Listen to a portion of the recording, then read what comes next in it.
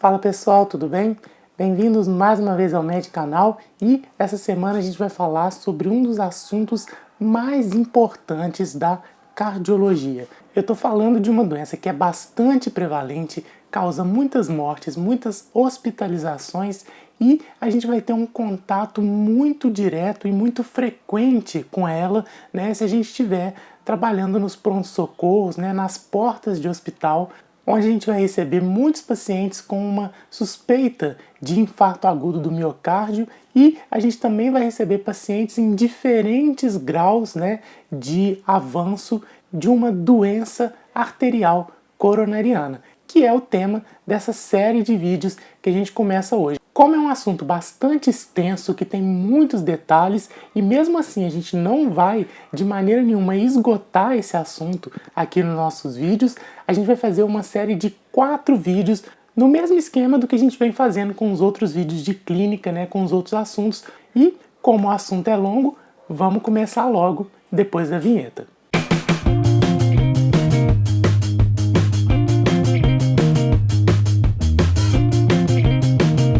Então, toda vez que a gente estiver pensando em doença arterial coronariana, a gente vai ter que pensar que as artérias coronarianas elas servem para nutrir o coração, para nutrir o músculo cardíaco, para dar energia para que esse músculo possa contrair adequadamente. E o coração, o miocárdio, né, o músculo cardíaco, por sua vez, ele tem como função primordial contrair de forma a distribuir, né, o fluxo sanguíneo por todo o corpo. Daí vem a grande importância da doença arterial coronariana, porque ela é responsável por suprir aquele órgão que vai distribuir oxigênio, nutrientes, energia para todo o nosso corpo. Então, para a gente entender isso, a gente tem que sempre pensar nessa balança, né, representando um equilíbrio que existe entre a oferta, né, que o fluxo coronariano oferece para o coração e a demanda metabólica, né, de oxigênio do miocárdio, que acaba representando também a demanda metabólica de todo o nosso organismo. Então, para que tudo esteja correndo bem, a gente precisa que esses dois fatores estejam equilibrados. Se por algum motivo a minha oferta começa a cair ou a minha demanda começa a subir de forma que a oferta já não consiga suprir toda a demanda, eu vou começar a ter problemas. E é isso que acontece na doença isquêmica do miocárdio, é isso que acontece na doença arterial coronariana. E a principal causa, né, da isquemia miocárdica, a principal causa desse descontrole entre o fluxo coronariano que deixa de ser suficiente para suprir a demanda metabólica de oxigênio do miocárdio vai ser a aterosclerose, vai ser a doença aterosclerótica. Então a aterosclerose nada mais é do que aquela formação de uma placa de gordura na parede de uma artéria, uma placa de colesterol que vai se acumulando ali na parede da artéria, né, e causando problemas. Então a gente tem aqui uma artéria normal, onde a gente não tem nenhuma placa obstruindo a luz daquele vaso. Você nota que, à medida que a gente vai seguindo essa sequência aqui, a gente vai então aos poucos criando essa placa aterosclerótica, né, uma placa de gordura que se deposita ali sob o endotélio do vaso, né? E a gente vai vendo que progressivamente o que essa placa vai fazendo é diminuindo o tamanho da luz desse vaso. E aí a gente vai começando a entender por que o processo da formação da placa, né, de aterosclerose vai progressivamente diminuindo a oferta de fluxo sanguíneo coronariano. A gente tem aqui em cima uma artéria normal, né, vista a histologia. Você vê como que ela tem a luz bem pérvia, né, bem aberta, deixando com que o fluxo passe por ali normalmente. E aqui embaixo a gente já tem uma artéria com uma grande placa aterosclerótica, e aí você pode comparar a luz dessa artéria em relação à luz dessa outra aqui em cima. Você vê como que houve uma grande redução da luz dessa artéria por conta de uma placa de aterosclerose.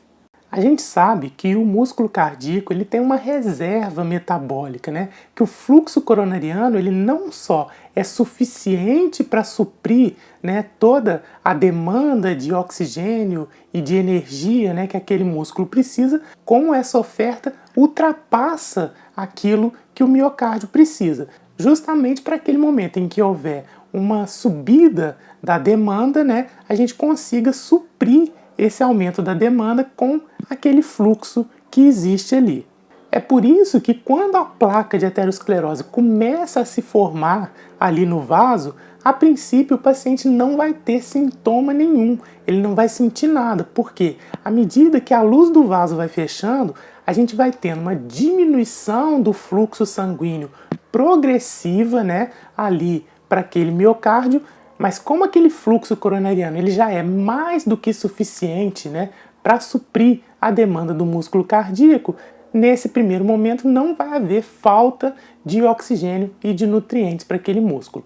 O que acontece é que com o passar do tempo, o fluxo coronariano ele vai diminuindo ainda mais, né, progressivamente, e aí chega um momento em que, ok, para manter o fluxo para aquela demanda normal, basal do músculo cardíaco, o fluxo coronariano ainda está dando conta. Mas quando essa demanda aumenta, ou seja, numa situação de exercício ou numa situação de estresse, né, em que você tem um aumento do trabalho cardíaco e um aumento, portanto, da demanda desse músculo por oxigênio, o que acontece é que aí o fluxo coronariano já não vai conseguir suprir, porque ele está já com uma obstrução considerável.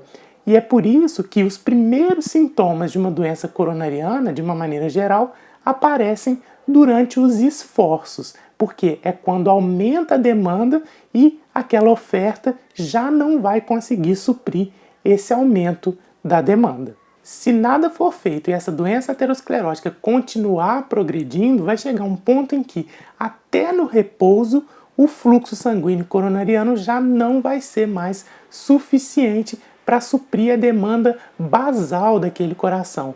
E aí o paciente vai começar a sentir os sintomas também no repouso. Isso, obviamente, é um mau prognóstico, porque quer dizer que a doença realmente está avançando, né, e já chegando num ponto em que, mesmo no repouso, aquela artéria coronariana já não está conseguindo dar conta de suprir a demanda do músculo. Bom, quais que são os fatores de risco para a doença coronariana, né? Quais são os fatores que eu preciso intervir no meu paciente para evitar que ele desenvolva uma doença coronariana, uma doença aterosclerótica e evitar que essa doença progrida, né, caso ela já exista no paciente. Bom, eu preciso controlar os níveis de colesterol do paciente, né? O colesterol é um fator de risco extremamente importante, afinal, essas placas ateroscleróticas são formadas essencialmente por colesterol. E aí, o colesterol LDL aumentado é um fator de risco muito importante, porque é o LDL, o colesterol que se acumula nas placas de aterosclerose. No entanto, a gente tem também o colesterol HDL, né, que é o chamado bom colesterol. Este é bom que a gente tenha esse colesterol alto, e ter o HDL baixo é também um fator de risco para a doença coronariana, porque o HDL ele tem justamente a função de limpar as artérias, de recolher colesterol das artérias, né, impedindo que elas acumulem ali, formando uma placa aterosclerótica. Então, um HDL baixo é considerado também um fator de risco. Além disso, são fatores de risco a obesidade, o sedentarismo, a hipertensão arterial, o diabetes. A história familiar é muito importante, há um componente genético muito forte na doença coronariana, e se existe uma história familiar de doença coronariana, a gente precisa redobrar a atenção sobre aquele paciente. E vai ser a soma da presença ou ausência desses fatores de risco em um determinado indivíduo que vão me dizer qual que é o risco desse indivíduo vir a desenvolver uma doença coronariana. E aí existem vários scores, né, que foram criados para a gente tentar medir a influência desses fatores de risco e a presença ou ausência desses fatores de risco em cada paciente, de forma a gente ter uma mensuração do real risco que aquele paciente tem de vir a ter uma doença coronariana. Um dos scores mais conhecidos é o score de Framingham, que é um score baseado em um estudo muito grande conduzido numa cidade americana, que é a cidade de Framingham, em que boa parte da população foi acompanhada durante muitos e muitos anos, né? E aí ali foi estudado muita coisa a respeito das doenças cardiovasculares. Então esse aqui é o score de Framingham, né? Onde a gente vai somar pontos para características de cada indivíduo, né? De acordo com os fatores de risco que a gente falou, como idade, o colesterol LDL, colesterol HDL, a pressão arterial, a presença ou não de diabetes, né? O tabagismo. E aí cada um desses fatores vão somar pontos e a pontuação ela é diferente para mulheres e para homens, e a soma desses pontos vão dar qual é o risco percentual daquele paciente vir a desenvolver uma doença arterial coronariana nos próximos 10 anos. E aí, a partir desse score, eu consigo estratificar o meu paciente, se ele é um paciente de baixo, de alto risco ou de risco intermediário para desenvolver doença coronariana. Então, se ele tem um risco menor do que 10%, eu digo que ele é um paciente de risco baixo. Se esse risco está entre 10% e 20%, já é um risco intermediário. E se o risco é maior do que 20%, é um alto risco de doença coronariana. E isso vai ajudar a gente na conduta frente àquele paciente, né? Vai ajudar a gente a escolher qual exame fazer, né, para rastrear a doença no paciente. Um paciente de alto risco, por exemplo, muitas vezes eu já vou submeter ele a um teste mais avançado, até mais invasivo, muitas vezes, porque eu sei que ali existe um risco muito maior da presença de uma doença coronariana. E, além desses riscos que estão aqui mensurados no score de Framingham, a gente tem outros fatores que a gente diz que são fatores agravantes, né, que, se presentes, vão reclassificar esse paciente para cima. Um paciente de baixo risco para risco intermediário ou mesmo para alto risco. Por exemplo, história familiar de doença prematura, ou seja, abaixo de 55 anos em homens e 65 anos em mulheres, a presença de síndrome metabólica, de micro ou macroalbuminúria, se o paciente já tem hipertrofia ventricular, se ele tem doença renal crônica, se ele tem espessamento da carótida, se ele tem índice tornozelo braquial abaixo de 0,9, tudo isso são fatores agravantes. Além disso, existe um outro fator agravante que é muito utilizado hoje em dia, que é o score de cálcio coronário. O score de cálcio coronário ele é medido a partir de uma tomografia de tórax sem contraste, com uma dose de radiação bem baixa, que serve mesmo para ver o cálcio nas coronárias. E aí, aqui a gente vê, né, na seta essa imagem mais branca aqui, né, que é justamente uma coronária calcificada. E aí eu tenho como medir, né, a quantidade de cálcio presente nessa artéria. E aí, se esse score de cálcio for maior do que 100, ou tiver acima do percentil 75, a gente vai falar que é um fator agravante, vai reclassificar esse paciente. A gente está aqui falando esse tempo todo, né, sobre doença coronariana, sobre doença das coronárias, sobre o fluxo arterial coronariano, mas você se lembra das suas aulas de anatomia, como que se dá a distribuição das artérias coronárias, do fluxo coronário para as diferentes partes do coração? É isso que eu vou te mostrar agora. Então, as coronárias são essas artérias, né, que vão nutrir as paredes do coração. E elas vão sair, né, da artéria aorta, do seio da artéria aorta, de forma a nutrir todas as partes do coração. E aí a gente tem, saindo aqui do seio coronário direito, a artéria coronária direita.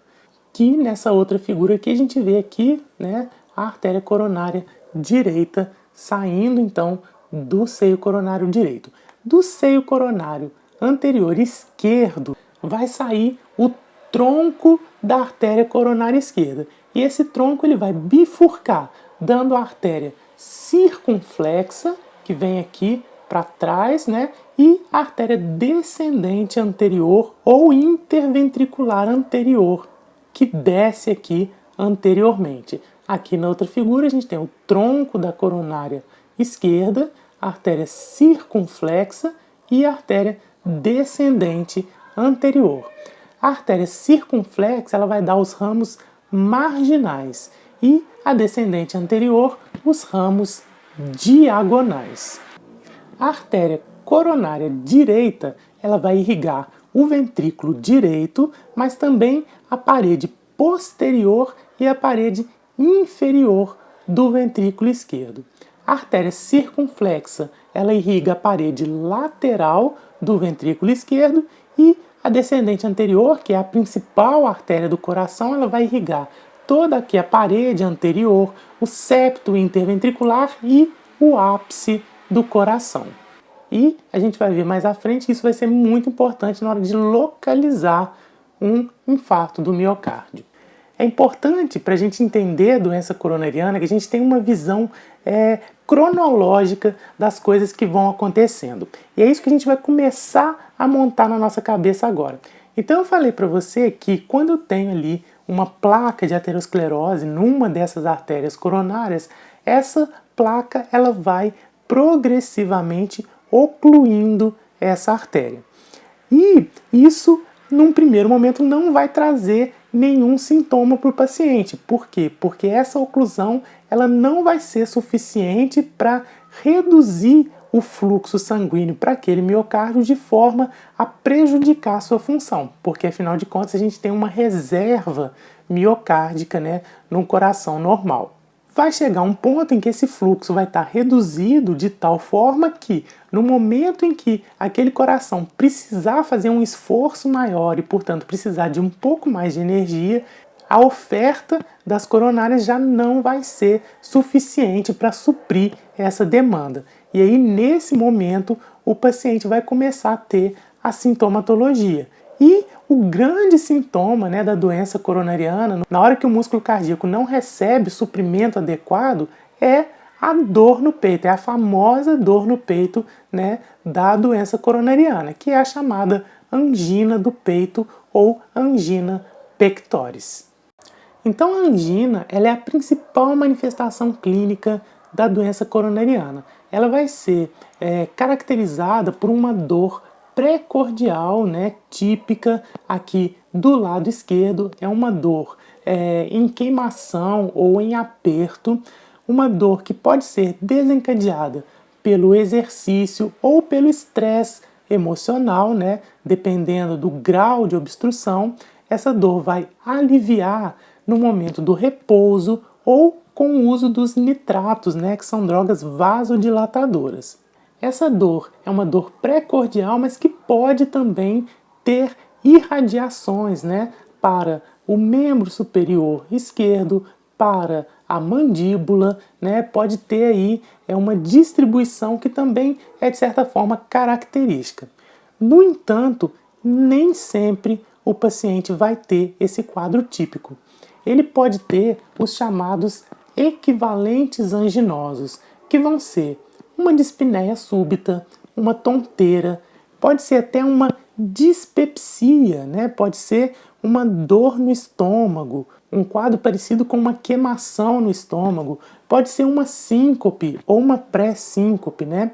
E esses equivalentes anginosos eles vão aparecer principalmente em idosos, em mulheres, em diabéticos e em pacientes transplantados. É comum o idoso, por exemplo, ter uma falta de ar ou um desmaio, né? Em mulheres isso pode acontecer também No diabético, por causa do comprometimento neural decorrente da diabetes, às vezes a gente tem perda de inervação sensitiva e por isso o paciente não sente dor, assim como o paciente transplantado, né, em que o transplante ele retira a inervação sensitiva do coração. Então é muito importante a gente ter em mente esses equivalentes, até porque se a gente está atendendo um paciente lá na emergência, né, e esse paciente chega com um quadro de dispepsia, de uma dor de estômago, é muito importante a gente fazer pelo menos um eletrocardiograma nesse paciente, né, de forma a descartar uma causa cardíaca para um sintoma que aparentemente não tem nada a ver com o coração, né? E aí existe uma classificação que a gente dá, né, para a angina de forma a classificar a gravidade e o grau de evolução dessa angina, que é essa classificação de CCS, né, que divide então a angina em graus 1, 2, 3 e 4. A angina CCS1 é aquela que vai aparecer aos esforços extenuantes, né? Só quando houver mesmo um esforço maior em que a demanda metabólica do miocárdio for bastante aumentada e aí o fluxo coronariano já não vai dar conta, né, de suprir essa demanda, gerando a angina. Quando essa angina evolui um pouco mais, a gente vai para o CCS2, que é a angina aos esforços mais habituais, né? Quando a gente tem uma evolução para o CCS3, essa angina já será os esforços menores que os habituais. Qualquer pequeno esforço já vai gerar uma dor no peito no paciente. Finalmente, o CCS4, que seria o ponto mais grave, né, o ápice da angina pectoris, é aquela angina que aparece até no repouso, no momento em que nem para manter a função basal do miocárdio, aquele fluxo coronariano já está dando conta. Então já é uma doença bastante avançada, por isso mesmo um grau mais grave de angina do peito. E aí, essa progressão da doença aterosclerótica, né, dessa redução progressiva do fluxo sanguíneo coronariano, vai determinar também os diferentes estágios da doença coronariana, que a gente vai poder dividir numa doença arterial coronariana crônica, né, que vai ser a chamada angina estável, e um quadro mais crítico, que vai ser a doença arterial coronariana aguda. Então é assim que a gente divide a doença coronariana, né? A gente tem um braço, que é o braço mais crônico da doença arterial coronariana, que vai ser a angina estável. E a gente vai ter o braço mais agudo da doença coronariana, que vai ser a síndrome coronariana aguda. A síndrome coronariana aguda ela é formada pela angina instável e também pelo infarto agudo do miocárdio. Infarto este que pode ser com supradesnivelamento do segmento ST ou sem supradesnivelamento do segmento ST.